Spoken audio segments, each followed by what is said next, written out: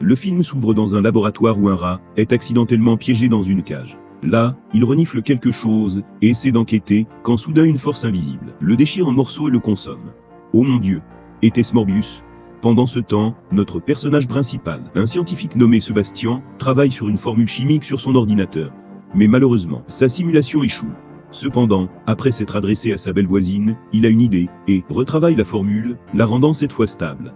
Enthousiasmé par la solution, il appelle son collègue. Linda lui présente sa formule chimique réussie. Il mentionne même en plaisantant qu'il devrait bientôt se préparer à recevoir le prix Nobel.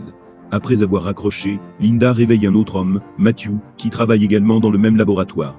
Les deux semblaient avoir une liaison, mais Linda veut garder le secret et le dire au bon moment. Dans la scène suivante, ils s'habillent et atteignent le laboratoire fortement gardé, où Sébastien utilise son empreinte digitale et mot de passe à entrer. À l'intérieur, ils observent des animaux invisibles et ne peuvent être vus qu'à travers l'imagerie thermique. Matthew interagit avec un gorille nommé Isabelle, qui semble clairement être agité. Il met ses lunettes thermiques et tente de la calmer, mais finit par se faire piquer. Suite à cela, Isabelle sort de la cage et fait des ravages dans le bureau. Sébastien et Matthew poursuit le gorille invisible dans tout le laboratoire, jusqu'à ce qu'il l'obtienne, sans perdre de temps. Sébastien la tranquillise alors. Mais Sarah, une vétérinaire, s'oppose à l'injection du sérum non testé. Cependant, Sébastien ignore ses inquiétudes et dit grossièrement qu'elle a été embauchée pour son expertise, et non sa nature animale. Plus tard, Linda prépare le sérum que Sébastien a développé pour rendre à nouveau visibles les animaux invisibles. Elle l'injecte ensuite, avec précaution dans les veines d'Isabelle. Le sérum agit temporairement, la rendant partiellement visible, mais bientôt elle fait un arrêt cardiaque. Cela provoque la panique parmi tous les employés, les incitant à utiliser un défibrillateur sur le gorille. Heureusement, le plan fonctionne, et Isabelle revient à la vie. Le sérum stabilise également son rythme cardiaque, la rendant pleinement visible. Tout le monde dans le laboratoire éclate de joie et Sarah est optimiste quant à le rétablissement d'Isabelle. Après cela, ils vont tous au restaurant pour célébrer. La semaine suivante, Sébastien présente les résultats de leur recherche à un comité du Pentagone. Il dit que son équipe a créé avec succès une formule qui peut rendre les animaux invisibles. Cependant, lorsque le docteur Cramé demande s'ils ont développé une réversion, Sébastien ment, affirmant qu'ils ne l'ont pas encore compris. Cela surprend évidemment Linda et Matthew, mais ils décident de garder le silence pour l'instant. Dr Cramé avertit alors l'équipe que s'ils ne trouvent pas la réversion bientôt, ils seront remplacés. Dehors, Linda demande à Sébastien la raison du mensonge, et il explique que s'ils ont signalé leur progrès, le Pentagone reprendrait complètement le projet.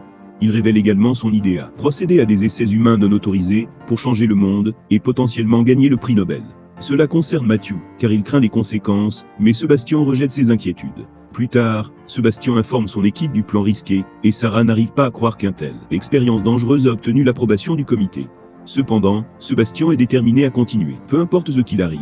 Il déclare alors qu'il sera le sujet principal de l'expérience. Le jour de l'intervention, Matthew essaie d'en dissuader Sébastien, mais il se moque de lui. Bientôt, l'équipe prépare Sébastien pour l'expérience, le connectant à une intraveineuse et le retenant sur le lit. Il admet se sentir tendu avec une fréquence cardiaque élevée alors qu'ils irradient le sérum et apportent. C'est à Sébastien. Il insiste pour s'injecter lui-même, pour éviter de blâmer les autres si quelque chose va mal.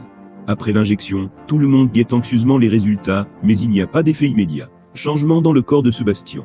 Mais après quelques minutes, il commence soudainement à convulser alors que des taches d'invisibilité apparaissent sur sa peau. Il exprime plus de douleur que prévu, et son vital. La science devient erratique, indiquant qu'il est sur le point de faire une crise. Ou peut-être qu'il est sur le point de souffler. Avec le processus d'invisibilité continue, les membres restants préparent le défibrillateur pour toute urgence. Matthew leur conseille d'attendre, car il voit Sébastien se stabiliser pendant la transformation. Finalement, il devient complètement invisible, et un technicien nommé Frank appelle le moment où le changement de visage se produit. Bien que Matthew les rassure sur le fait que Sébastien va bien physiquement, il est inconscient en raison de l'expérience traumatisante. 17 heures plus tard, Sébastien se réveille dans la douleur et demande. Linda et Matthew éteignent les lumières, car il a du mal à ouvrir les yeux. Cependant, ils expliquent qu'il ne peut pas fermer ses paupières transparentes. Sébastien se dirige alors vers le miroir, et puis retourne dans la zone du laboratoire, où il surprend tout le monde. Ils utilisent des lunettes thermiques pour le voir, et Matthew et Linda le ramènent dans sa chambre, installant des moniteurs d'observation. Plus tard, Sarah s'endort pendant son quart de travail, et Sébastien se faufile dans la salle d'observation pour la toucher. Cela n'a pas pris long. Quand elle se réveille, il fait semblant d'être au lit. Sarah partage ses préoccupations avec Linda, qui ne sait pas si c'est vraiment arrivé. Plus tard, Matthew veut en parler à Sébastien, mais Sarah le déconseille. Lors des visites médicales, Sébastien continue de mettre Sarah mal à l'aise. L'équipe discute de leurs inquiétudes concernant le comportement de Sébastien, en tant qu'homme invisible, même la nuit, pendant le quart de travail de Linda. Sébastien joue avec elle et lui fait des avances inappropriées, qu'elle rejette. Le lendemain, l'équipe tente d'utiliser le sérum pour faire face à Sébastien. Son corps commence à s'étouffer et ses organes apparaissent et disparaissent de façon erratique. Ils parviennent à le stabiliser, mais décident de garder son état un secret du comité. Puisqu'il restera invisible pendant un certain temps, il lui crée un masque synthétique avec des trous dans les yeux et la bouche. Sébastien se voit dans le miroir avec le masque et se fait surprendre. Puis il va rejoindre Cycno. Dans la scène suivante, Linda et Matthew essaient de travailler sur la formule du sérum de réversion depuis chez eux, mais ont du mal à comprendre. Youth. Matthew admet qu'il n'est pas aussi brillant que Sébastien, qui pourrait sauter à la bonne conclusion facilement, sauf bien sûr, lorsqu'il s'agit de harcèlement sexuel. Au fil des jours, Sébastien devient physiquement et physiologiquement malade en raison des tests continus. Il se dispute avec Matthew à propos d'eux, mais Linda le réconforte, se sentant insatisfaite de leurs efforts. Sébastien décide de quitter le laboratoire cette nuit-là. Il informe son collègue Carté, mais l'homme essaie de l'arrêter en raison des règles. Cependant, Sébastien insiste sur le fait qu'il peut changer les règles, car c'est lui qui est en charge, puis il quitte l'enceinte en promettant de revenir dans quelques heures. Après cela, Carté appelle Linda pour l'informer du départ de Sébastien. Pendant ce temps, Sébastien échappe aux gardes de police à l'extérieur du composé et démarre. À un feu rouge, il fait peur à deux enfants à proximité. Suivant, Sébastien retourne dans son appartement pour récupérer certaines de ses affaires. Pendant qu'il y est, il remarque sa belle voisine se déshabiller dans son appartement, se rendant compte qu'il est complètement invisible.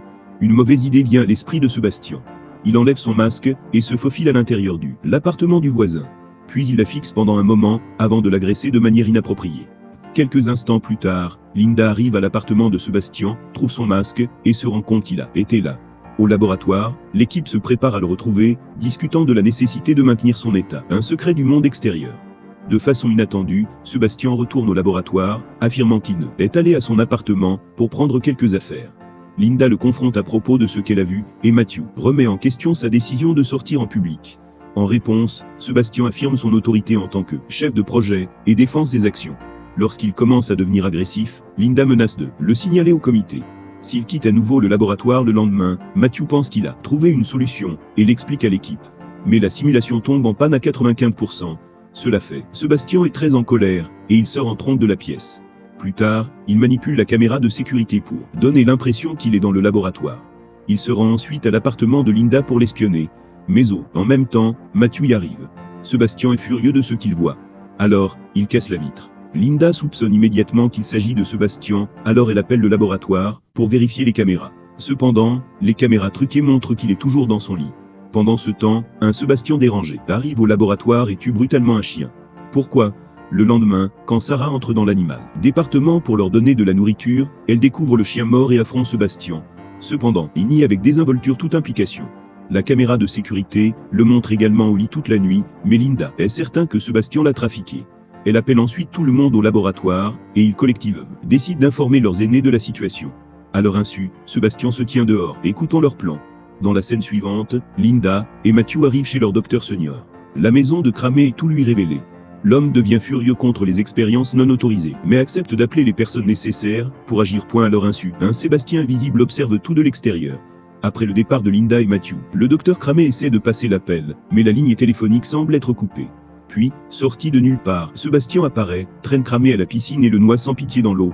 Le jour suivant, lorsque Linda retourne au laboratoire, les sursauts de Sébastien disent que ce sera une journée bien remplie. Matthew révèle qu'il est revenu à 3h du matin et qu'il erre dans le laboratoire depuis lors. Peu après, les deux apprennent que Cramé s'est mystérieusement noyé dans sa piscine la nuit dernière. Choquée, Linda essaie d'appeler le général, mais la ligne tombe, et ils découvrent qu'ils n'ont aucun lien avec le monde extérieur. Bientôt, le groupe se rend compte que Sébastien a retiré leur accès, les laissant piégés dans le laboratoire. En le recherchant, ils sont horrifiés de trouver le cadavre d'un technicien devant la porte, alors que le groupe commence à paniquer, un Sébastien invisible les confronte et dit « Je jouis de ce pouvoir maintenant ». Mais Linda n'a rien de tout cela, alors elle allume les détecteurs de mouvement, et repère Sébastien sur le moniteur. Matthew et Carté vont le trouver pendant les autres veillent. Cependant, Sébastien les surprend et Matthew tire accidentellement une pipe, rendant Sébastien visible à cause de la vapeur. Une bagarre intense s'ensuit, qui se termine par la blessure mortelle de Carté. Dans la foulée, Sébastien s'échappe et enferme Matthew dans le tunnel. Il reste du côté de Matthew, se rendant invisible en augmentant la température et en rendant les lunettes inutiles. Les lunettes de protection, elles ne font rien. Linda sort pour aider Matthew, et les autres à essayer, pour obtenir Carté. Au bout d'un moment, Sarah et Frank retrouvent Carté, mais malheureusement, il a beaucoup perdu du sang de ses blessures. Sarah va chercher du sang pour une transfusion, tandis que Frank reste avec Carté. Malheureusement, alors qu'elle récupère les poches de sang du laboratoire, elle entend Sébastien entrer. La chambre, agissant rapidement, elle verse le sang sur le sol et attend, espérant que cela puisse le faire. Visible, mais il ne se montre pas. Alors qu'elle se dirige vers l'autre porte, il la surprend et l'attrape. Depuis l'autre côté, Sarah verse le dernier paquet restant sur lui, mais il la domine et sans pitié la tue. D'autre part, Linda et Matthew trouvent Frank, juste au moment où Carter décède à cause de perte de sang excessive. Ensemble, ils retournent au laboratoire à la recherche de Sarah, pour trouver son cadavre. Au bout d'un moment, alors que Frank est distrait, Sébastien se faufile derrière lui, et le tue avec un métal. Putain de pied de biche. Il blesse également Matthew avec, et l'enferme lui et Linda dans le congélateur. Paniquée, Linda parvient à refermer la plaie de Matthew, à l'aide de rubans adhésifs. Elle essaie alors d'ouvrir la porte du congélateur mais échoue. Pendant ce temps, Sébastien se prépare à s'échapper, rassemblant des matériaux. Faire sauter le laboratoire. Il prépare une concoction, et la lance comme une grenade pour la tester. Quelque temps plus tard, Linda crée un aimant avec le défibrillateur, ce qui lui permet enfin d'ouvrir la porte en tirant le levier. Elle fait sortir Matthew, et allume un feu pour les réchauffer. Elle saisit alors un lance-flamme, et commence à chercher Sébastien. De l'autre côté, Sébastien met en place une bombe en utilisant la concoction, la faisant exploser dans 5 minutes à sa grande consternation. Lorsqu'il tente de s'échapper dans le ascenseur, Linda le rattrape, et lui met le feu. Le bacon de la viande a été rôti. Comme Sébastien s'enfuit, Linda active le système d'arrosage. Elle espère qu'elle pourra facilement le voir venir cette fois. Mais malheureusement, Sébastien lui tend une nouvelle embuscade. Il attaque violemment, et tente de l'étouffer avec sa jambe. Mais Matthew arrive juste à temps et assomme Sébastien. Le méchant revient tout de suite, et tente de balancer son pied de biche vers le duo. Cependant, il rate complètement, et finit par frapper le réseau électrique. En conséquence, il est frit en bouillie. Poilé, croyant que Sébastien est mort, Linda et Matthew commencent à chercher la bombe cachée, mais ne la trouvent pas. Bientôt, la bombe explose, mais ils parviennent à se cacher dans un endroit sûr. Le duo tente alors de sortir du bâtiment, en utilisant une échelle de secours à travers l'ascenseur. Mais quand ils commencent à grimper, Sébastien de manière inattendue se présente et attrape Linda par la jambe. Dans leur lutte, ils retombent dans l'ascenseur, le renvoyer vers le bas. Malgré les graves blessures, ils continuent à se battre.